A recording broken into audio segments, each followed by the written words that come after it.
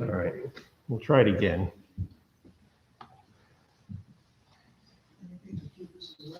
That's right.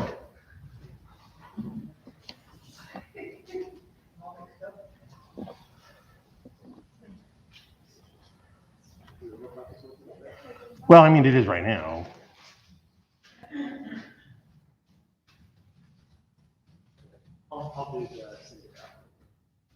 Oh, I was just about to send it out. I've got it ready to go, so.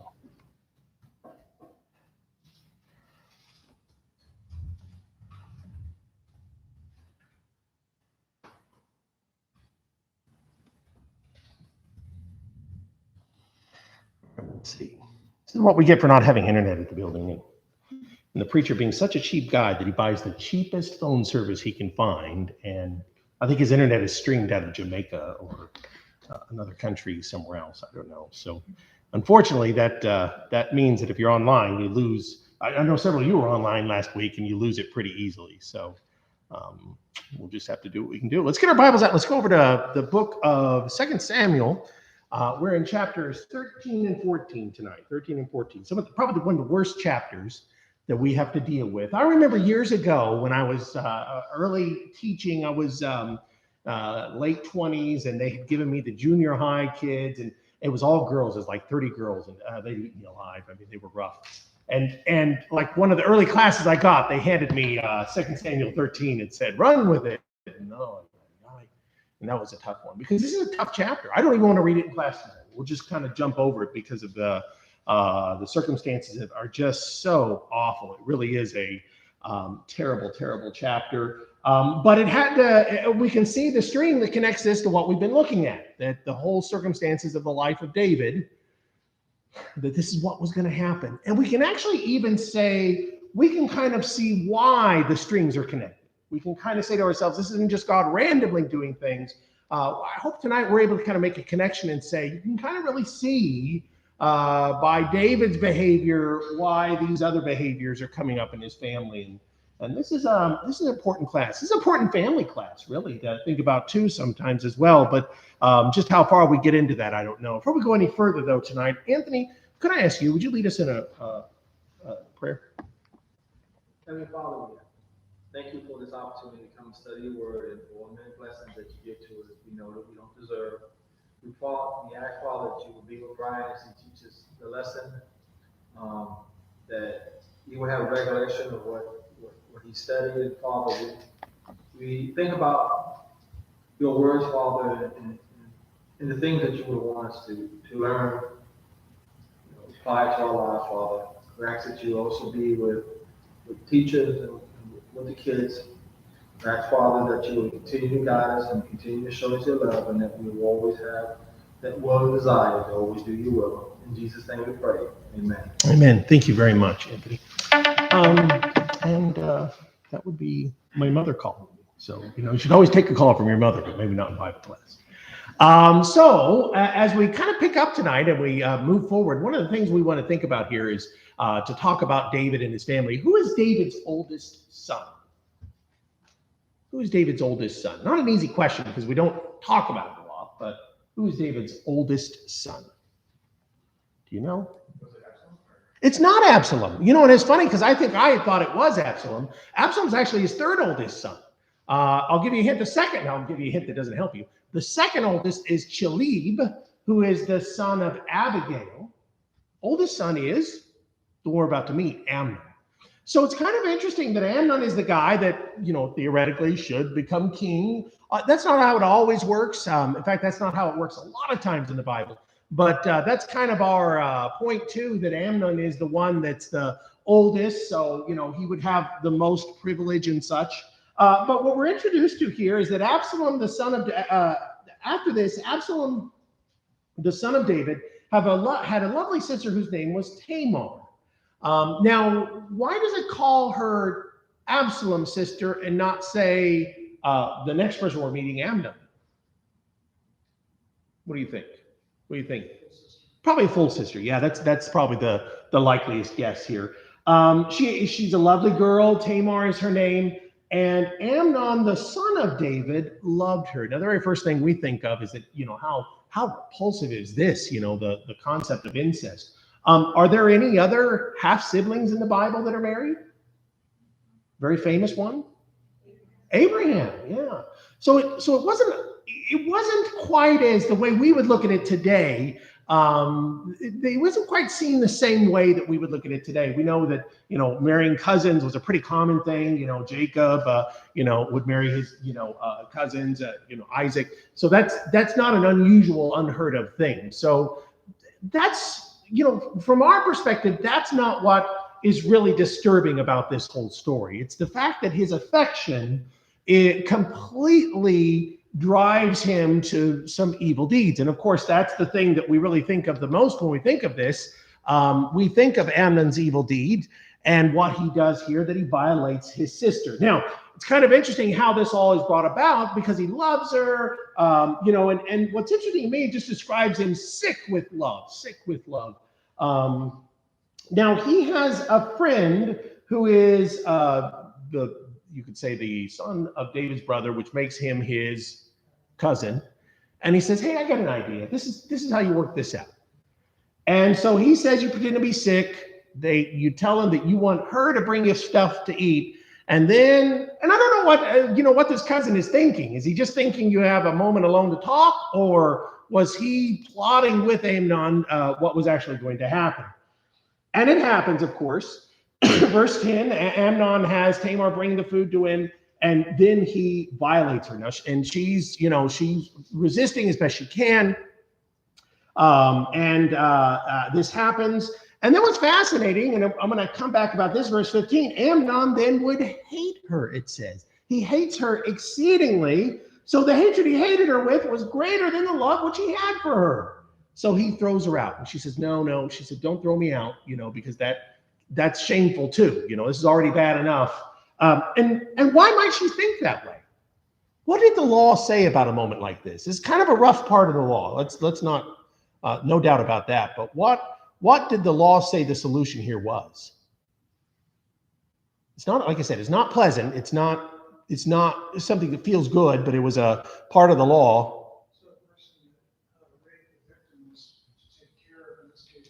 Yes, you have to take care of them like a wife. And part of the thinking here is that the law is trying to make people responsible for the consequences of their behavior, as opposed to, putting them to death for it. Now, when would you put somebody to death for this kind of action? When would somebody be put to death, Debbie? When it's adultery, yeah, when it was adultery. And there was a lot of rules about that as well. So it's fascinating. The law of Moses, on the one hand, for its time, is exceedingly progressive.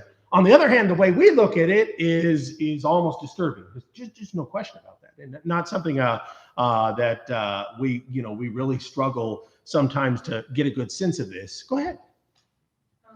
It looks like in verse 13 that she would have been willing to become his wife if he had asked. Yeah.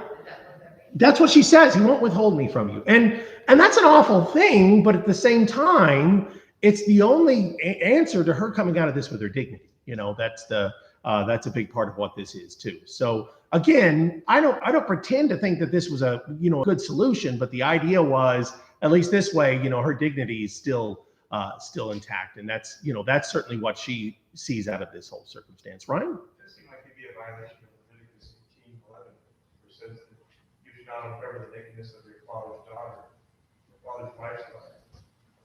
So that would seem like that would be a violation of that line. That's a tough one, Ryan, because I know that it'll say, like the uncover the nakedness of of an aunt. There's 3 or 4 times like that. So Ryan, I won't disagree. The only thing I would say the exception is probably because they're only half siblings, and that might be the exception to why it is that this isn't something. Now, on the other side of this, Ryan, maybe this is a crime. Maybe this, it's evil to violate her, but the other half of this is to say, maybe just the idea of the relationship was banned. But the fact that she seems to be ready to marry him might suggest that that wasn't something that necessarily went against the law. That's just a guess, Ryan. But Ryan, your observation is great. And I'm not sure I have a great answer for this, because we've already seen David kind of skates over a lot of the consequences, the penalties of the law of Moses. So that's important. Stephen. Something that, people kind of gloss over. David was actually the instrument through which, or through whom Tamar would be brought to her stepbrother to be defiled. Right. That's, it seems to be dead center. Convince your father to send Tamar. So David's actually part of that very not just plan. Yeah. What do you think? What do you make of that, Stephen? David's part in this. Why do you think he's central? Well, I actually thought that this could sort of bring us back to the original David Bathsheba. That basically, I'm trying to remember what he said. Well, the Lord said, I'll raise up people from the Lord. It talks about the evil, take their lives before the companion and all the rest. What it said was David's poor example, instead of horribly poor example of his family. And, because the new illegitimate union here is sort of reminiscent of the illegitimate union way back when. Why would Anna think that you could actually begin to think of something? I know exactly why. The Bible tells us what was his condition in verse 2. He is sick with love. I know that's what it says, but I think he was sick with lust. Well, I think he was sick. I mean, I think it comes down to the idea, and this is going to be one of our important questions. What is it that he allowed to happen? And the idea is, once you let a little self-control go, you let all self-control go. That's a huge Bible principle that is manifested right here. So I think, like I said, I think it's going to be really interesting to come back to that. Let's put a pin on it though. Let's because I want to pull that out in one of our questions. I want to say, what's the issue here? Because that's a big thing. David's response. How does David feel about this when he finds out? Well, he's very angry, but he doesn't do it. Yes, he's very angry and does nothing. And he does nothing. And we're going to ask in a question in a moment, why? Why do you think that is? And I think there's some good thoughts behind that as well. So David does nothing, but Absalom puts together a plan, right?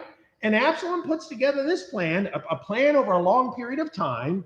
And ultimately, what does Absalom carry out? Yeah, he murder? Is that the word we want to use, George? Yes, we will, because it is murder. It's not, it's a vengeance that doesn't really belong to him necessarily. Now, it's a vengeance that nobody else was prepared to put into play for sure, but in the end, it was a vengeance that didn't belong to him. So this is an important point for us to consider. 2 years. I'm going to ask about that here in a minute, George. I want to find out why it was so long. So he makes this plot. By the way, who does he invite to the party where the plot is? All of David's sons. So they're all there, and the first report is, David, all of your sons are dead. You can imagine how David, it's kind of a funny thing to think of David, all my sons are dead, and then he said, no, just one. Oh, well, that's better, I don't know if that's the thought or not, but it certainly is a remarkable thing to consider here. So we're gonna, we're gonna get a point here in just a moment to talk about these things. So got some questions to start us off with. My clicker's not working, so let's try it from here. First of all, what begins this deprivation? This is the question Stephen was kind of getting us to. Where does this begin? I had a passage for you to read out of Proverbs. Somebody have that Proverbs passage? George, go ahead. Keep your heart with all diligence, for out of it spring the issues of life. I love you're using King James on it because that term issues, right? I like that better than comes the matters of life, the issues of life. Everything important in life comes from the reasoning of your heart. Guard your heart. Guard your heart. I often say one of the worst things I hate to hear is people talking about falling in love. Not because it's bad, love, but the idea of saying it's out of control. How many times today do we hear people talk about love and talk about it in terms that I have no control? Have you ever heard the saying, the heart wants what the heart wants? These are concepts that our society embraces, that lots of societies embrace, that love is a beast and an animal. And by the way, the Song of Solomon says, love becomes a fire that you can't quench at times. But consider the idea that if you're careful about these things from the beginning, you don't have these problems later on. But we have this society that says, just, let me use the term, fall in love with whoever, fall in love with anybody. Just let, if you meet the person, just follow your heart. That's terrible advice. It is. It's terrible advice because it's saying let an emotion dictate your reality and bad things happen. And I'll suggest to you that Amnon's road began with him not controlling who he loved. Now, Stephen made the point. He said, love turns to lust. So that's a big part of this conversation. So that's certainly something. Stan had a comment. I'm going to have to go back to get it. Stan brought us back to James 1 and verse 13. And this was a good verse to remind us of. Each person is tempted when he's lured and enticed by his own desire. Desire, when it's conceived, gives birth to sin. Sin, when it is full grown, brings forth death. So that's a pretty important idea for us to consider. So with that being said, Amnon started a course by not controlling his emotions that ended in this horrible, horrible situation. And when it comes to the plot that he has here, it really is a remarkable plot because, the plot, Joanna, I tell you what, we won't go into this question. We've kind of already answered it. Go ahead, Brent. I just want to bring up the last question. I was kind of thinking, I think something Stephen said a minute ago. Part of the maybe not where it began for Amnon, but part of why he continues to do it is what David did in the last chapter with Bathsheba. Yeah. Is that when David is going out and murdering people to take their wives, there's no example there for Amnon about things he shouldn't do. And his father has done things just as bad. Why should? And I want to camp on this in a moment. I want to camp on this when we ask the question, why doesn't David do anything? And one of the aspects here is that what David did with Bathsheba was something that had to be at least somewhat known. Amnon, your oldest son, would probably know. He's probably a teenager. He's old enough to figure these things out, put these things together. He bears witness of a father that in his absence of control of his emotions, his lust, just goes out and takes whatever he wants. He's been given a great example. You might even say a little better than his dad because at least he didn't murder anybody, right? Well, I don't know. This is still pretty bad. But the point is, what David did was awful. And, this is one of the issues that we have to consider here is that people bear witness of sin. And, it becomes something that when we get immune to it or, desensitized to it, it ceases to bother us or to cause us trouble or problems. The next question I wanted to hit, I wanted to pull in right after this. One of the fascinating things that to me speaks to the reality of what has just happened, the reality of the scripture, is that it declares in verse 15 that Amnon, what? I think you said it. He begins to hate her, and it's kind of a unusual terminology. It says a hatred that is greater than the love which he had for her. Now, I'll tell you what, this is actually in a, I don't know, we got a psych major here. She could talk to about it. But in a lot of the psychology of abusive people, this is pretty common. That's why I think it's fascinating. And again, it speaks to the reality of the Bible that he suddenly is repulsed by her. Why? Tell me this. Just tell me some things about this. Why is that? He liked the chase. He liked the idea that he couldn't have her. Yeah. Once he had her, and she was like, I will stay here. Then. Yeah, and she says, what you did is terrible. Now we got to live with it. Let's go forward. What else do we see here, Stephen? Well, again, if we go back to the idea of lust versus love, then his lust was satiated by this terrible thing. And he basically, that's all he wanted in the first place. So he got it, and then he's looking at himself, and maybe he's got self-shame or whatever. But he should certainly, if not more so. In fact, I wonder if David not really pronouncing a judgment on Amnon to have prevented the deaths of Amnon and Absalom. Yes, right. And I think that, again, we're going to have to visit that idea of why David didn't do this. But I think one of the things to think about here is that, and Stan kind of throws this online about maybe part of what's going on with Amnon is it's kind of sinking in, especially with his sister, ruined, and she's sitting there saying, okay, well, now that he might be sitting there thinking, I just did something terrible. And this is, again, a fascinating thing that what do people do whenever they do something terrible sometimes like this? They blame the person that they did it to. And here's a guy that's turning it around and starting to say, well, it was your, I really loathe you. You led me on. All the things he might have said. He doesn't tell us what he said, but the point is, and Stan makes the statement, he felt guilt for his behavior. I think that's part of it too. I think that here represents evil, and the fact that you have to see her and realize you're a horrible person, and Amnon can't take that. And so instead, he just focuses it on her. You're the problem. And she says, this evil of sending me away is worse than what you've done, because this is a horribly shameful thing. And he throws her out, and it's such a horrific thing. And what happens, and Tamar goes into mourning.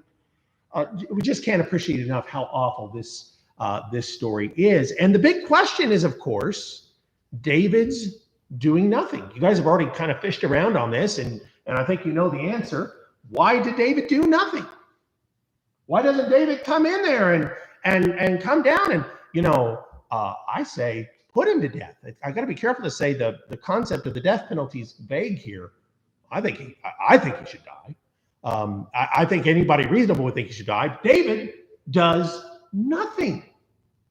I don't understand why David didn't apply the law from Deuteronomy that Amnon would be forced to take care of Tamar the rest of the life. Mm-hmm. They still understand that. But reading in verse 22, but Absalom, 21, and now when King David heard of all these matters, he was very angry. This is going further, because it says, but Absalom did not speak to Amnon, whether good or bad, which is kind of unusual. You would have expected. Yeah, we'll come back to that, because that's kind of a curious thing. I think we know why. I think we figure out why, but it is a curious thing. Consider David's circumstance, though. You guys have already said it. You made the point to say David has done, when I say virtually the same thing, understand David has violated the sanctity of marriage. We can kind of generalize in a really broad way. David is not free from these same things, kind of thing. What do you got? David's just acting like somebody else. Yeah. So in other words, what does David see here? Yeah, he sees himself. That's what I think. Yes. He sees himself and Yeah. everything, and doesn't want to make a big deal out of it. And he just wants to cover it up behind it. It's just bringing all the old bad stuff up, and it's just like, let's just not think about it. And so what I'm thinking here, Paula, is I think of this when I consider what's going on here. I think the idea that if he pulled Amnon in and said, Amnon, what you did is evil. We're going to have to do something about it. What's Amnon going to say? What about you? Or other people. Yeah. Other people may say it that would be Yeah. worse. Who wouldn't say? What enemy of David wouldn't say, well, you can do. And by the way, don't be a hypocrite. Maybe there's a little lesson here. Don't be a hypocrite, because you lose all of your authority, especially when you're in a position of authority. Don't be a hypocrite. I think we could make the case that if David owned up to his sin a long time ago, he could have easily stood up and then processed this and handled this in an appropriate way that a lot of people don't die moving forward. But he doesn't. Don't be a hypocrite. It kills your authority. And you can't then stand up and stop things when you need to stop them. That's just, I just can't say enough how important that is. You lose your credibility. So, go ahead, Ryan. I was thinking about, here's kind of all the patterns that same pattern of not standing up when they need to stand up Yeah. To whom? to their sons. To their sons. And where do you think Samuel learned it? Isn't this an interesting story? That we are now in our third generation of men that didn't stand up to their sons. By the way, who's the one guy that kind of does so far in this story? He's not a good guy. Saul does. Yeah, despite the fact that we've said Saul is out of his mind, he's an egomaniac, he did stand up against his sons. Maybe not for the right reasons, but he did. So there's something to that. Maybe Saul wasn't, in his failures, he wasn't a failure as a father, to have a son like Jonathan, but to be fair, you got Eli, you got Samuel, now we have David. It's just one wreck after another. And it's the same issues. Fathers that weren't standing up to their sons and saying, you're doing what's wrong. And of course, I get it. I understand. If it's mine, if it's mine children, I've got to say, you're doing evil, you got to stop. I hate that thought. But if I could look down the road and see, they're all going to die one day because I didn't stand up, I might be a lot more willing to stand up. If Eli could look ahead and see that God was going to kill his sons, if Samuel could look ahead and say Israel's going to reject the whole system of judges, if David could see that this son's going to die, we're going to have another son die too in 1 Kings chapter 1, that we could kind of indirectly connect all this. And the point is, you can see all that. Maybe David would do things differently. Go ahead. Yeah. Yeah, that's right. I'm sorry. You're right. So we had one more son that he lost to that. That's right. Very good. Very good. So powerful stuff. Why the comment was already made. Absalom doesn't talk to Amnon for 2 years. Doesn't say anything. What's going on here? He's letting him forget the whole situation so he can come back to you. So George made a suggestion, and I agree with George. I think this is it. He's kind of making Amnon feel what? It's all for God. Now, by the way, what does this tell you about Absalom? Amnon, go ahead, Stephen. I think that Absalom is very kind of. Yes. We know more about shrewdness in verse 24. Absalom came to the king. Behold, Nebuchadnezzar was always talking about how he's going to see setting his plan, and he's talking about how he says to the king. First thing he says to David, please let the king and all of his servants go, or servants go with your servant. In other words, coming up, he's presumably asking everybody to go. But he really only wants to have Amnon there. That's his whole point. Yeah. And having other people would be great. But, anyway, and then he says, although he urged him, David, Absalom urged David, he would not go, but blessed him. Then Absalom said again, and this is here just more of his cunning. If not, please let my brother Amnon go with us. Yeah. As if that was really sort of side thought. So what's interesting, Stephen, you used the word cunning. I don't know how I'm going to say this and not look kind of problematic myself. I'm kind of impressed with Absalom. And let me say why for a couple of reasons. Number one, Amnon could not control his emotions. Now, what kind of emotions are going through Absalom in all this? You got to, it doesn't say, but you got to know it. What? Anger, hate, fury. But he's able to lock that down. And for 2 years, Amnon never picks up on it. Number one, I'm kind of impressed that whereas Amnon couldn't control himself, Absalom really absolutely can control himself. Number one. To think about this, number two, it's even to a degree to get his vengeance. Does he say, I have to plunge the knife in myself? He doesn't. He actually just has his servants do it. And I kind of, again, get this sense that, Absalom sees this as much as this just has to happen, as opposed to I've got to be the one to do it, and I have to do it, strike when it's hot. I see, Stephen said cunning. I see patience. I just see a lot of things that, okay, it's a murder, but it's a very sophisticated sense of how he is willing to wait, and he doesn't lose his cool, and he brings these moments to the right moment, and then he strikes. He didn't hide the murder either. Because he could have done that. He could have done some sort of retreat, he killed him in his sleep, no one would have known, but he wanted people to know. So why do you think that is? He wanted to know why. Yeah. So who was in the end? What do you think is motivating this vengeance killing? What is he trying to restore? Yeah, he's trying. I think he's kind of restoring his sister, at least in his way, because if the man that did this to her is now murdered, I think it kind of speaks to the idea of that's a sense of justice that's brought out. And this is Carnal Brian, but Carnal Brian thinks, yeah, that sounds about right. It's hard not to feel like there's some sense of, things have been brought to their conclusion. What's going to happen? Go ahead, George. When I looked into the laws where the murderer could flee to the city of refuge and the avenger of death, I never could find out who could be the avenger of death. All it says is a kinsman, right? So Did it? absolutely was a kinsman. Yeah.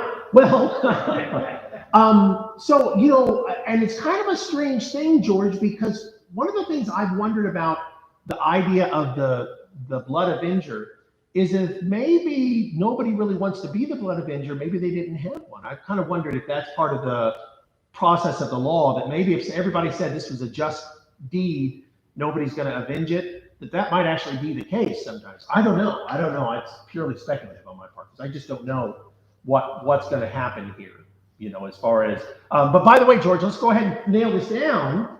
Does, under the blood avenger, under the laws of like the city of refuge and stuff, if let's say Absalom runs in the city of refuge, is he safe? I think you have to go to court first. Well, he'd have to be court. And what would they ask him at the court? Did you do this Yeah, premeditated? Or in a big way? Yeah. So city of refuge isn't going to do him any good, interesting enough. It doesn't actually run a refuge, which is why our next question is, why does he go here? Why not do a city of refuge? Well, we kind of fished out half of the answer already, because he goes to a city of refuge, it's over for him. But how about this though? But he flees somewhere else. Why this guy? Why this guy, George? He's whose grandfather? Yeah. So this is Absalom's grandfather. Now, kind of interesting, by the way. He, as he runs off, I got a comment online here that says maybe Absalom's waiting for David to do something.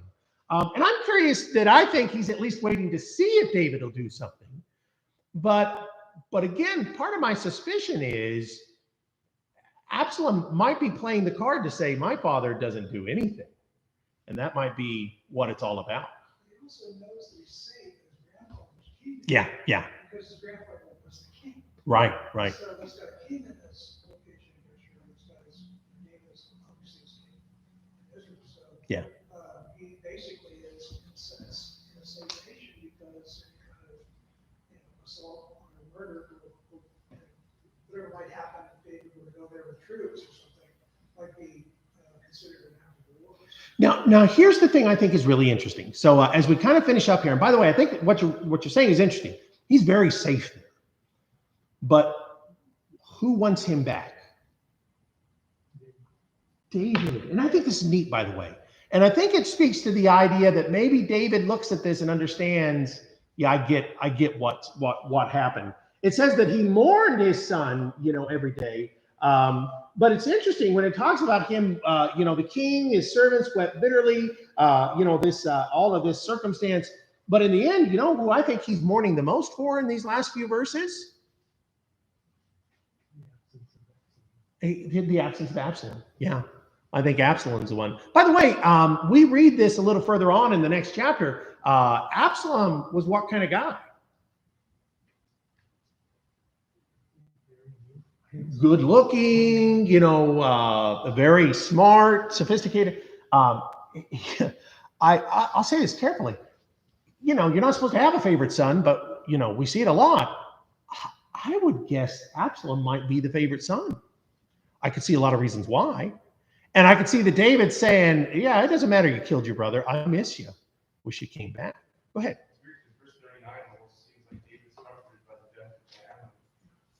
Yeah, well, and it does say he's comforted concerning Ammon. And it might be the case, Ryan, it might be one of two things. It might be that It's 3 years passing, so he doesn't mourn for Ammon anymore. But Ryan, what you're suggesting, and I think that's the more interesting idea, is what? What comforts him? That Amnon is dead. That solves a lot of problems. Yeah. It's interesting to me that might be what he's also comforted by, is, well, at least this issue's put to I was going to say put to the grave, but terrible pun, but it's gone. We've dealt with this, and that's an important idea. So good catch there, Ryan. So 3 years go by now. There's a statement Stan throws out there. Maybe David is even feeling guilty in this too. I think that's an excellent idea. David longed to go to Absalom, but why didn't he? David, go see your son Absalom. What is, there's a lot of answers here. I think, like I said, it's not going to be specific, but what are you thinking? Why not go see Absalom? Why not just get up and go get your son? Go see Absalom. If David goes to Absalom and just lets this all go under the rug, what's that acknowledging? What is it kind of saying if if this guy killed one of your other sons and that's okay? What's that kind of saying about the king and what he should have done? What, say it again? He's not as just as he appears. Yeah, well, he's not just at all. And that what he did with Amnon and letting Amnon go, he knows was wrong. He knows that he should have done something. And by the way, think about this for a moment. To the people, how would it look if David won't do things and Absalom will? This is important for next week's class. It makes David weak. And it might be the case that to some degree, some of why David's not going to go get Absalom is because David's not strong anymore. He's mid-50s, and we think, well, that's still fairly young. He's not going to make it past 7. So, his life's going to take a toll on him. So he's not got a lot of time left. Go ahead. I have a lot of thoughts about that, Ryan. What's yours? I think he had no respect for his dad. But let me say this. I think in the end, because there's a fascinating switch in the last part of chapter 14 and the first part of chapter 15, which is next week, when Absalom just kind of is done and is going to take over. And I think it has a lot to do with the fact that even after his son brings him back, or David brings Absalom back, David still won't go see Absalom. And I kind of feel like, Ryan, it's my opinion, that last event there, where David won't go see him till the very end, till he's been out in the house all this time and he has to concoct this scheme to get him to come see him there. It's kind of like, Dad, I'm done with you. All these different things, and you snub me and you ignore me, and I know you want to reconcile, and I think Absalom's desires to reconcile. He says he does, but his father is just, can I say, too proud? Perhaps. Boy, if that's the case, there's going to be a huge price to be paid here as we move forward.